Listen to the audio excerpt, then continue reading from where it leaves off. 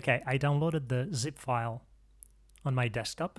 Just right click, unzip it with your favorite unzip program. We'll have this folder. Just double click and open the folder. We don't need to do anything with this yet, so we can keep this to the side. And we just need to find the Zbrush installation folder. If you don't know it, you just right click on your Zbrush, open file location. You will see that on the left I have my Zbrush installation folder, and on the right I have my Digital Clay Essentials extracted package. The only thing I need to do is very simple. Select the folder Z Startup from your Digital Clay Essentials downloaded package. Copy this to the root of the installation folder. Paste it, and when you'll be asked to confirm folder replace, say yes.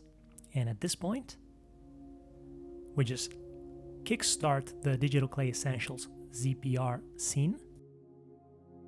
You will see that the scene opens up with the Digital Clay reference head. You still will not see the UI, but don't worry.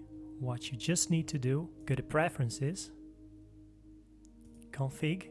Now, if you want to save out your current UI and you don't want to lose it, just save UI. But otherwise, feel free to proceed and click on Load UI. And you want to go to the Digital Clay Essentials folder, which you extracted earlier. Select the UI to load it in. And you see that in a few clicks, you have installed the Digital Clay Essentials toolkit. Just make sure to click on Preferences again, Config, and Store Config. Click OK. By doing this, every time you will start ZBrush, you will have the Digital Clay Essentials UI as a default UI.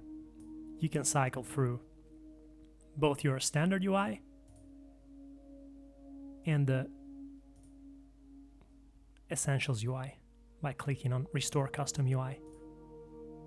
Of course, if you're an advanced user and you prefer integrating the plugin to your own custom UI, just by going into Z plugin, where you'll find the Digital Clay buttons that you can drag out into your own custom UI.